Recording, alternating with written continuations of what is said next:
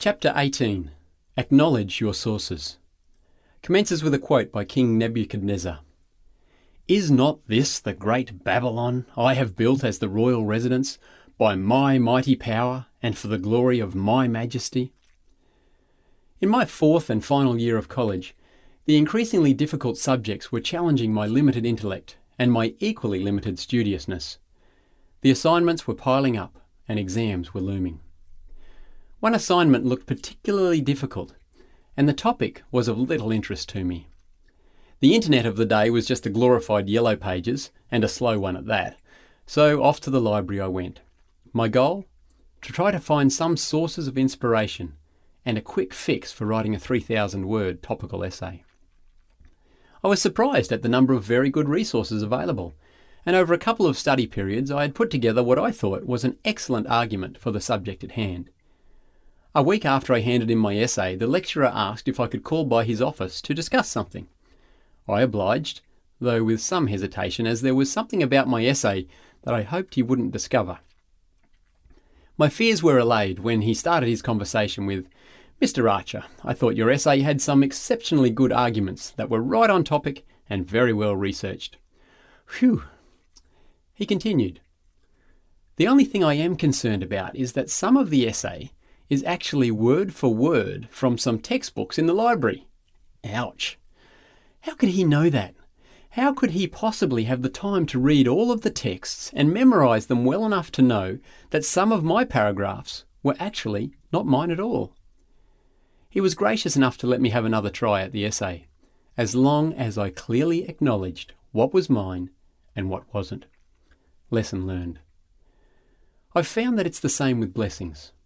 God wants us to have the blessings so that we can share them with others. But he also wants us to acknowledge their source. We need to acknowledge that he is the source of the blessings, not us. I have a dear friend and past colleague who was very successful in his career and yet was wise enough and humble enough to have this statement on his office wall. "You say, I'm a self-made man. That's strange because I distinctly remember creating you." Acknowledging that all we have, all we are, all we do, and all that we can be comes from God is the Wivenhoe Dam that stops our overflow of blessings from becoming curses. It's actually far more effective than the Wivenhoe Dam. It's fail-proof. King Nebuchadnezzar had to learn this one the hard way. God warned him through the prophet Daniel that his pride and other actions were about to bring about his downfall. Unless he turned from his arrogance, he would be cursed. In Daniel 4, verses 29 and 30 we read, 12 months later, as the king was walking on the roof of the royal palace of Babylon, he said, "Is not this the great Babylon I have built as the royal residence by my mighty power and for the glory of my majesty?" Immediately, while the words were still on his lips, a voice of judgment came from heaven, and Nebuchadnezzar was driven away from his kingdom. He was forced to be a vegetarian for 7 years. The ultimate punishment. Just kidding. I've been a pretty strict vegetarian for more than 30 years. I've been incredibly spoiled though, because my wife Melinda is a community health educator who specialises in teaching people to make some of the most scrumptious vegetarian meals in existence. We're actually told that Nebuchadnezzar ate grass like an ox with the wild animals, and his fingernails grew like bird claws. Nasty. Once the 7 years had passed, he raised his eyes toward heaven, and his punishment came to an end. He concludes his message with an admittance of his lesson learned in Daniel 4, verse 37. "Now I, Nebuchadnezzar, praise and exalt and glorify the King of heaven, because everything he does is right, and all his ways are just, and those who walk in pride he is able to humble." No more did Nebuchadnezzar speak of the great Babylon I have built by my mighty power and for the glory of my majesty. Nor can we say, "I deserve this because I worked so hard to get it." No more, "I can do what I want with this talent because I practiced so hard for it." No more, "I've paid my 10%, so the rest is mine." No more I. God is the source, the only source. King David spoke this truth out loud as he saw the generosity of the people bringing their love offerings for the building of God's temple. In 1 Chronicles 29:14 we read, "But who am I, and who are my people, that we should be able to give as generously as this? Everything comes from you, and we have given you only what comes from your hand." God is the God from whom all blessings flow. In him we live and move and have our being. Wealthy Christians, like King Nebuchadnezzar and even King Solomon later in his life, are more strongly tempted to think that they created their own blessings and success than any other Christians. And the greater their success, the greater their temptation to take the credit for it. It reminds me of the frog who needed to get from his dried up pond to a running stream in the next valley. He asked two eagles whether they could somehow give him a lift. One of the eagles thought for a while, then suggested that the frog should bite onto the centre of a stick, while the two eagles carried one end each and flew toward the stream. All went to plan until they passed over a rock from where a hungry snake looked up and shouted, "Hey, that's a cool idea! Who thought of it?"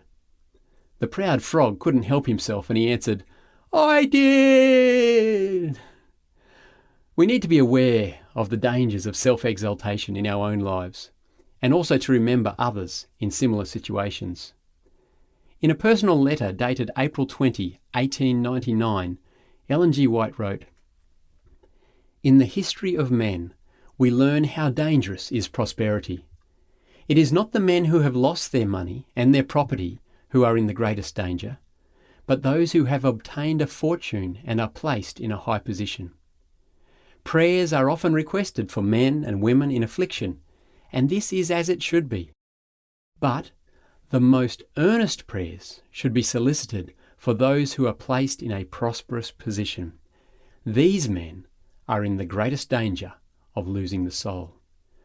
On the lofty pinnacle where praise is heard, where our wisdom and greatness are extolled, we need a special power, a special arm to sustain us." And again she writes with remarkably keen insight for a person who would not normally be described as prosperous. "In the midst of prosperity lurks danger. Throughout the ages, riches and honour have ever been attended with peril to humility and spirituality. It is not the empty cup that we have difficulty in carrying. It is the cup full to the brim that must be carefully balanced. Affliction and adversity may cause sorrow, but it is prosperity that is most dangerous to spiritual life. Unless the human subject is in constant submission to the will of God, unless he is sanctified by the truth, prosperity will surely arouse the natural inclination to presumption. The greatly blessed are in the most danger of being greatly cursed. As Moses reminded the Israelites when they were about to be blessed beyond their wildest dreams, in Deuteronomy 8:17 and 18 we read, "You may say to yourself, 'My power and the strength of my hands have produced this wealth for me.' But remember the Lord your God, for it is He who gives you the ability to produce wealth, and so confirms His covenant, which He swore to your ancestors, as it is today."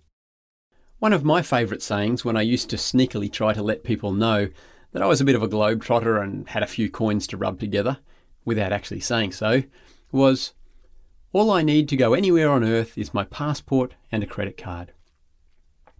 Who needs God when you've got a passport and flush bank accounts? Isn't that the ultimate kit for wealthy fugitives trying to evade Interpol? The ability to cross borders and the cash to cover their tracks and keep moving on? What else could we need? In James chapter 4, verses 13 and 15, we're told, "Now listen, you who say, 'Today or tomorrow we will go to this or that city, spend a year there, carry on business and make money.' Why, you do not even know what will happen tomorrow. What is your life? You are a mist that appears for a little while and then vanishes. Instead, you ought to say, 'If it is the Lord's will, we will live and do this or that.'" Therein lies a lesson that I've had to learn and am still learning. No matter how self-sufficient I might sometimes think I am, without God's provision, I am nothing more than a vanishing mist. I recently came across a sermon by John Crosby, pastor of Christ Presbyterian Church in Edina, Minnesota. It was titled, "The Christian Atheist." Is that even possible, to be a Christian and an atheist at the same time? Consider the full sermon title, "The Christian Atheist. I believe in God, but I trust in money." That's powerful.